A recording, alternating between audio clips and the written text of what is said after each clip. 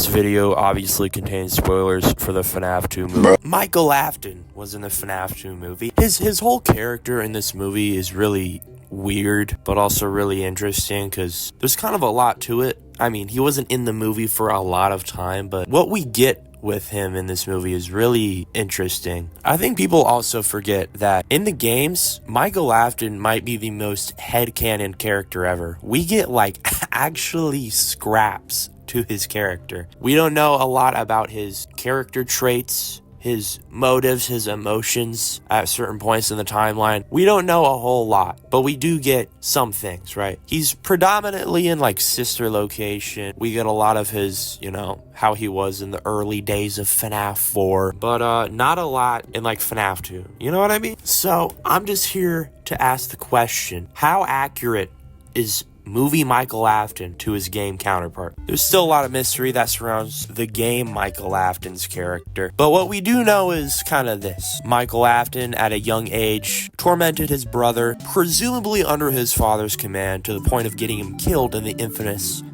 Bite of 83. There's a popular theory called Mike Runaway, which basically believes Michael Afton is the one in the Later That Night minigame, and he would be the one who locks himself in his room, breaks through the window, and runs off. People possibly believe he saw Shadow Freddy or Fredbear through his window, clearly feeling some level of guilt or remorse for what happened to his brother. There's a theory that in FNAF 4, in the actual gameplay parts, like the night parts, you are playing as Michael Afton as well, which would probably mean like he's having nightmares, visions, Nightmare Fredbear in the logbook. There's other theories around that believe Michael went to multiple Freddy's locations, the FNAF 2 location, the FNAF 1 location, possibly to learn about what his father did. Sometime after the events of the FNAF 3 minigames, when Afton disassembles the animatronics and gets spring-locked, he goes to the sister location bunker under his father's instructions. There, he learns what happens to his sister Elizabeth Afton. He gets his shit scooped out and worn by Circus Baby and entered. Probably the biggest thing we get about Michael Afton at this point is the post Golden Freddy Very Hard Mode custom night minigame, what's it called? Cutscene. Wow. Of his monologue, where he says, "I'm going to come find you," after he basically recaps everything he did in Sister Location. It's speculated that that whole monologue was kind of like showing there was a turning point in how he views his father, kind of going from blindly following him to turning on him after learning more about his doings and, killings. He goes to Fazbear's Frights, burns the building, possibly freeing the MCI, whatever you want to believe the MCI. Whatever happened to the MC, I don't care. And then Afton and Charlie escape Fazbear's Frights. Some time passes and then FNAF 6 happens. He salvages Afton, Charlie, Elizabeth, whatever you want to believe Molten Freddy is. It could be the MCI, I don't know. With Henry, he burns down the pizzeria with everyone inside. He's told he's a brave volunteer and he's right where he wants to be. I mean, yeah, that's basically his whole arc in the games. Now, what about the movie? It seems like the movie takes place in 2001 or 2002, roughly a year after the first movie's events. Michael seems to know who Charlotte is because that little scene where he says, "Welcome back, Charlotte," it just feels like he knows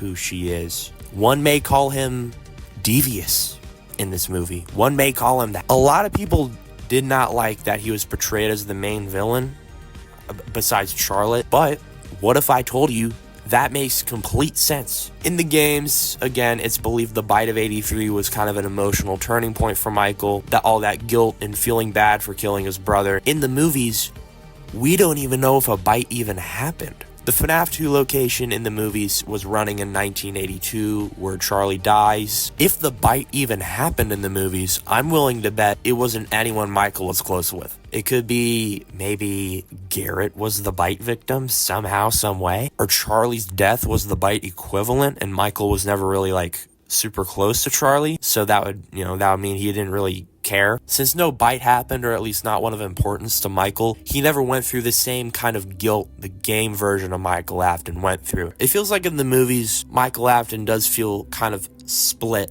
currently between two characters, one being, Michael Afton, and the other being Mike Schmidt. Mike Schmidt feels like the more good side post-bite Michael Afton, being the one who actually lost a brother, living through that guilt and wanting to find answers. Michael Afton being the big devious version still loyally and blindly following his father, wanting all that approval from him. So many people forget how little is actually canon about this dude Michael in the games, in terms of his emotions and traits, other than like literally scraps. Which, with anything FNAF, leads a lot of people into believing headcanons for the true canon, which, no.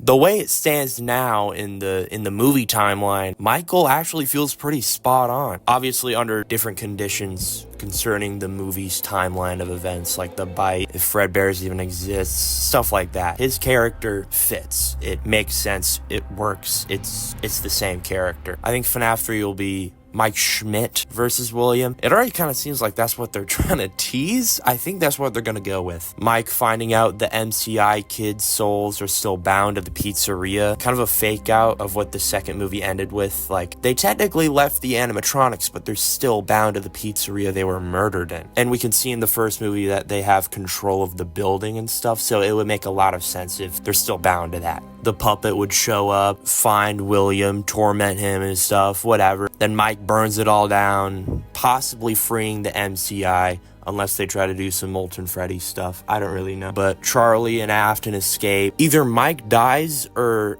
him and Abby just leave forever. Like, I think the Schmidt storyline's ending in 3 for the most part. Michael Afton will have a bigger role in like 4, definitely 5, and 6. In summary, what I'm trying to say in this whole video is that Michael Afton's character completely works in the long run, and I'm just invested to see where they take everything. Michael Afton has always been pretty open-ended in terms of like the specifics about him, so like people saying he shouldn't be evil really don't understand like his full entire story in the FNAF timeline. Brother murdered his little brother as a prank.